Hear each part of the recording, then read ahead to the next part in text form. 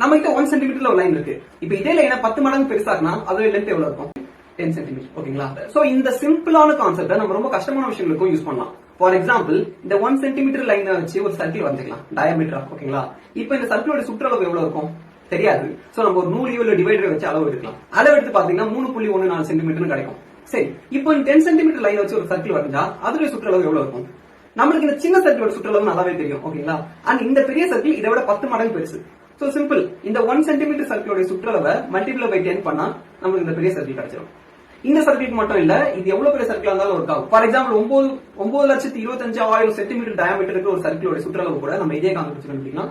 ஏன்னா இந்த 3.14 multiply by 9,25,000 பண்ணீங்கன்னா உங்களுக்கு அது சுற்றளவு கிடைச்சிடும். சோ இந்த வேல்யூ பாத்தீங்கன்னா இந்த ஒரு 1 அப்படின்ற லைனை வச்சு வரைஞ்ச சர்க்கிளோட சுற்றளவு 3.14. இது வந்து ரொம்ப ஸ்பெஷல். ஏன்னா இது எல்லா சர்க்கிளுக்கும் யூஸ் பண்ண முடியாது. சோ அதனால இதுக்கு வந்து ஒரு யூனிக்கான நேம் வச்சாங்க. அது பேர் தான் பை. சோ இதுதான் அந்த பைக்கான அர்த்தம். சோ இது போல நீங்க ரொம்ப காம்ப்ளெக்ஸான கான்செப்ட் நினைச்சிட்டு இருந்த விஷயங்களுக்கெல்லாம் ரொம்ப சிம்பிளான எக்ஸ்பிளனேஷன் தெரிஞ்சுக்க நம்மளோட ENS சேனலை மறக்காம ஃபாலோ பண்ணுங்க.